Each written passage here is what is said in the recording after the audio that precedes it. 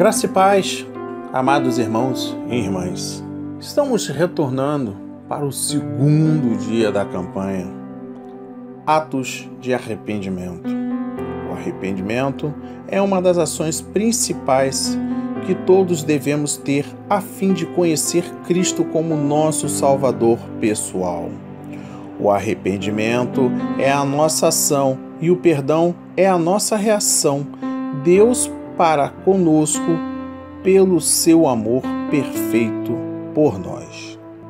Durante esta campanha de 5 dias, você receberá uma leitura bíblica diária e um breve devocional planejado para ajudá-la a entender melhor a importância do arrependimento na nossa caminhada com Cristo. E hoje, neste segundo dia que estamos iniciando neste exato momento, vamos entrar no conteúdo devocional e depois iremos meditar na palavra. De que lado você está? Essa é a pergunta que Jesus está fazendo em Lucas 13, versículos de 1 a 8. Você está do lado certo ou errado? O lado certo nos leva à vida eterna, quanto ao lado errado nos leva à destruição. A mensagem de Jesus é simples. Tudo o que você tem que fazer é se arrepender dos seus pecados para ter uma nova vida. Se você não se arrepende, você morrerá. Deus não deseja isso, mas Ele nos ama e deseja que demos frutos. Que frutos estão brotando atualmente na sua vida? De quais pecados você precisa se arrepender para começar a dar os frutos que Deus deseja? E agora iremos mergulhar no livro de Lucas, capítulo 13, versículos de 1 a 8. E a palavra do Senhor diz: naquela mesma ocasião, quando alguns falavam a Jesus a respeito dos galileus, cujo sangue Pilatos misturara com os sacrifícios que os mesmos realizavam, ele, porém, lhes disse: pensai que esses galileus eram mais pecadores do que todos os outros galileus, por terem padecido estas coisas. Não eram, eu vos afirmo, se, porém, não vos arrependerdes, todos igualmente perecereis. Ou cuidais que aqueles 18 sobre os quais desabou a torre de Siloé e os matou eram mais culpados que os outros, habitantes de Jerusalém. Não eram, eu vos afirmo, mas se não vos arrependerdes, todos igualmente perecereis. Então Jesus profetizou a seguinte parábola: certo homem tinha uma figueira plantada na sua vinha e, vindo procurar frutos nela, não achou. Pelo que disse ao viticultor: há 3 anos venho procurar frutos nessa figueira e não acho. Podes cortá-la? Para que está ela ainda ocupando inutilmente a terra. Ele, porém, respondeu: Senhor, deixa ainda este ano, até que eu escave ao redor dela e ponha estrume.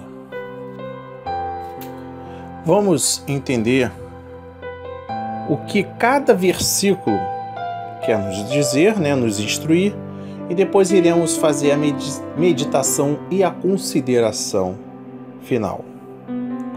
No versículo 1, os detalhes do acontecimento mencionado aqui, no qual sangue judeu foi derramado no templo, ou perto deste, durante a época dos sacrifícios, não são conhecidos. Pilatos era conhecido por sua insensibilidade em relação ao povo judeu em sua administração. O episódio provavelmente ocorreu durante a festa da Páscoa ou dos tabernáculos, quando os galileus estavam no templo. Versículo 2. A pergunta de Jesus refletia a opinião de seus ouvintes. A ideia de que o julgamento e a morte são as consequências do pecado levou à crença de que a morte trágica acontecia como resultado de uma ofensa extrema. Embora tal concepção fosse comum no judaísmo, nem sempre era uma conclusão correta. No versículo 3, Jesus quis dizer aqui que todas as pessoas estão à beira da morte até que o arrependimento aconteça. Essa morte é a espiritual, não a física. No versículo 4, o acontecimento mencionado aqui foi uma tragédia natural, quando contrastado com o violento ato humano citado no versículo 2. Tanto no versículo 2 como no versículo 4, a ideia central das perguntas é a mesma. As vítimas eram mais culpadas do que todos os habitantes de Jerusalém? O modo trágico como a pessoa morre não significa que se trata da justiça divina por causa do seu pecado. Antes é necessário que todos se arrependam, senão, de igual modo, todos perecerão. Siloé localizava-se na parte sudeste de Jerusalém. No versículo 5, a maneira como uma pessoa morre não é medida de justiça. O que é importante é não morrer fora da graça e do cuidado de Deus. A forma de evitar tal destino é arrepender-se. No versículo 6, a figueira geralmente representa a bênção de Deus ou um povo que tem uma relação especial com ele. Nesta parábola, o homem representa Deus e a figueira Israel.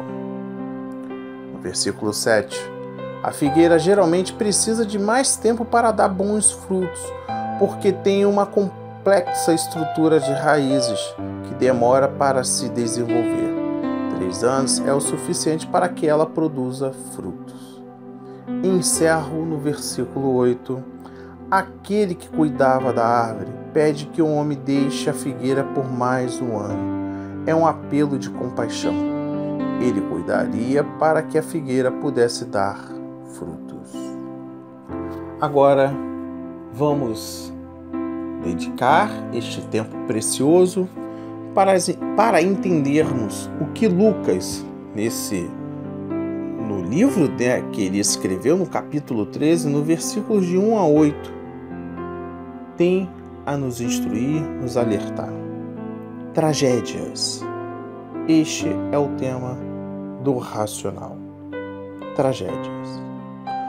O que motiva a meditar nesta parábola é o fato de ainda estarmos sob o impacto desta tragédia, das vidas que se vão prematuramente, das ações malignas, das circunstâncias que somos colocados diante das dificuldades,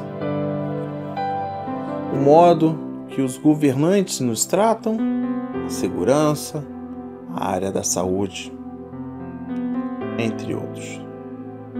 Neste momento, as questões que surgem, se bem respondidas, podem nos possibilitar um relacionamento melhor com Deus.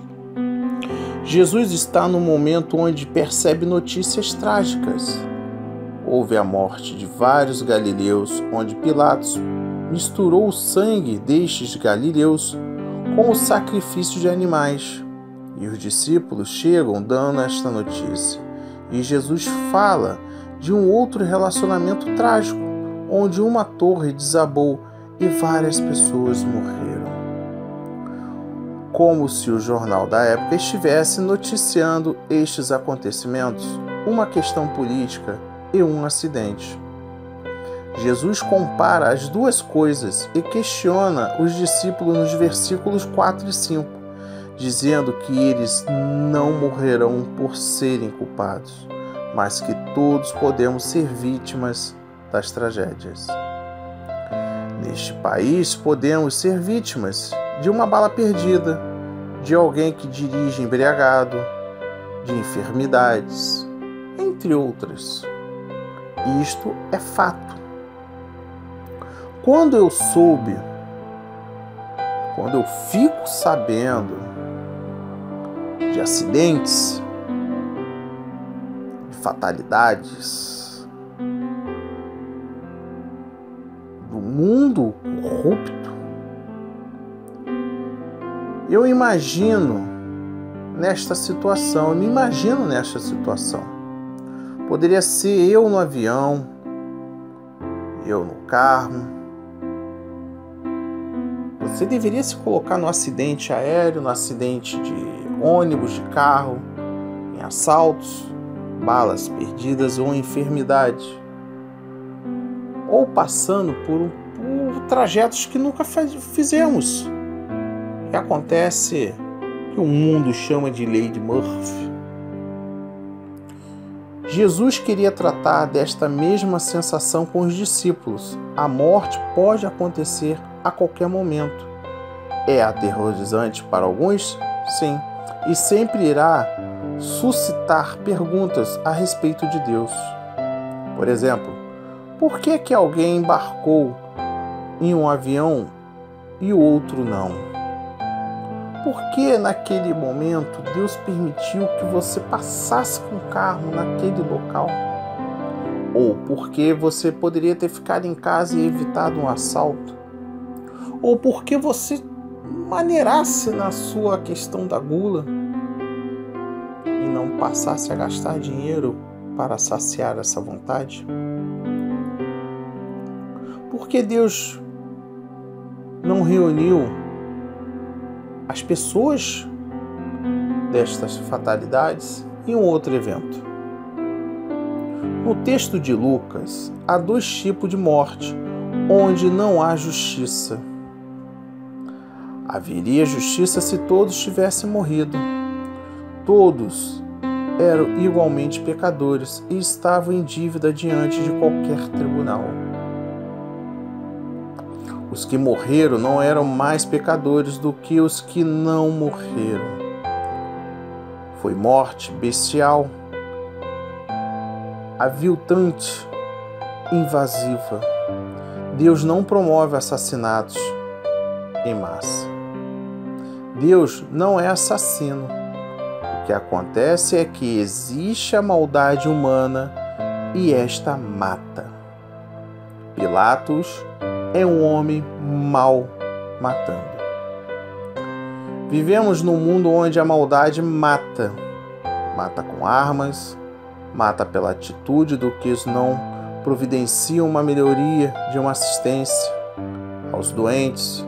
O orgulho mata. A corrupção mata. Não é Deus quem está matando e nem inspirando Pilatos a matar. Deus não sussurra planos no coração de quem mata. Não é Deus que destrói casamentos, famílias, etc. A maldade humana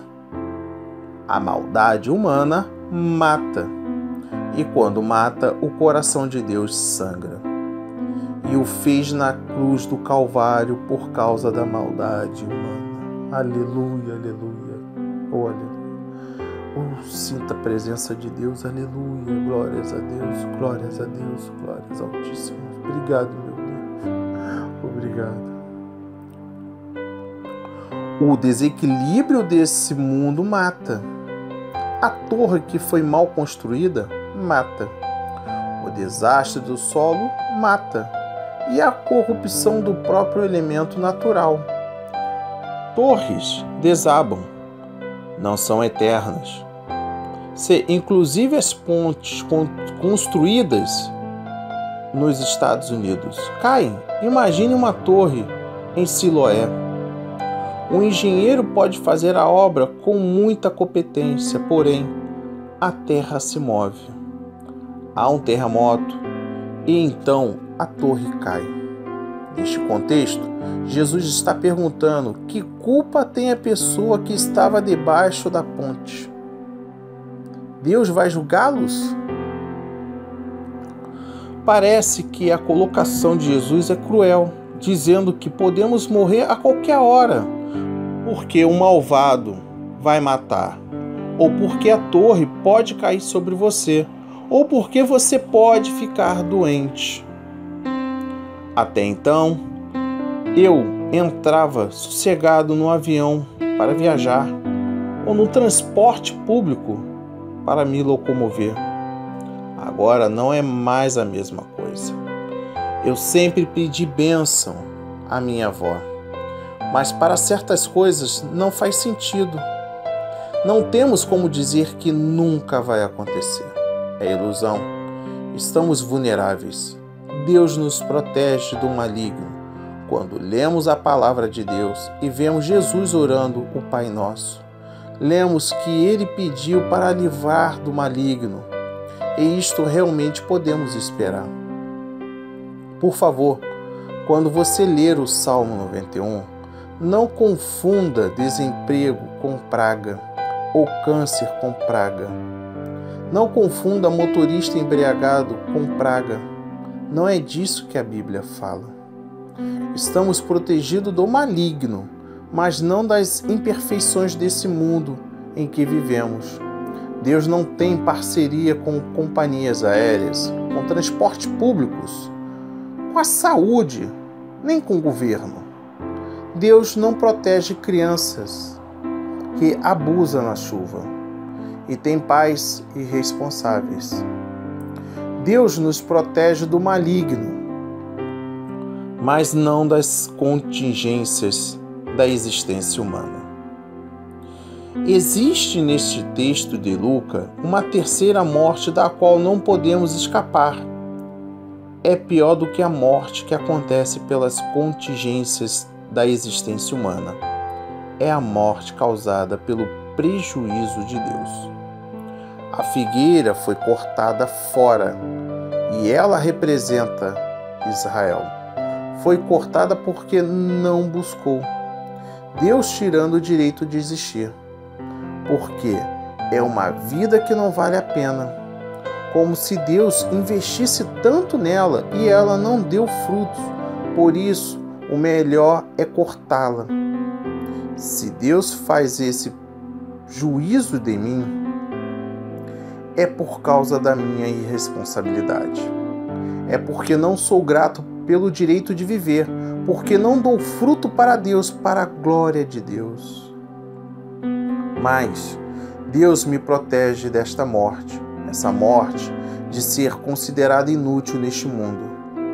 Nos versículos de 2 a 4, é como se Jesus dissesse: se você não se arrependerem desta vida medíocre que vocês têm, eu não escolhi nada, por isso vou cortar. Eu tinha expectativa a teu respeito.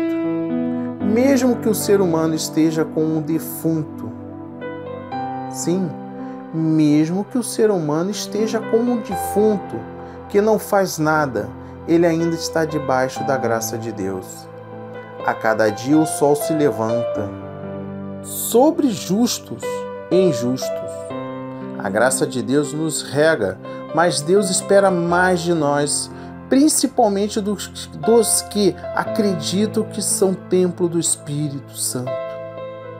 Ele espera mais do que mágoa, do que cobiça, entre outros. João Leite foi um dos primeiros atletas que se tornou conhecido como atleta de Cristo. Conta-se a história de que uma pessoa o encontrou no elevador e cumprimentou efusivamente, dizendo que ele também era crente. Então João Leite respondeu: mas que papelão, hein? Um ex-crente? Você não tem vergonha de dizer que já foi crente e agora não é mais? Se eu estou vivo, tenho que dar frutos.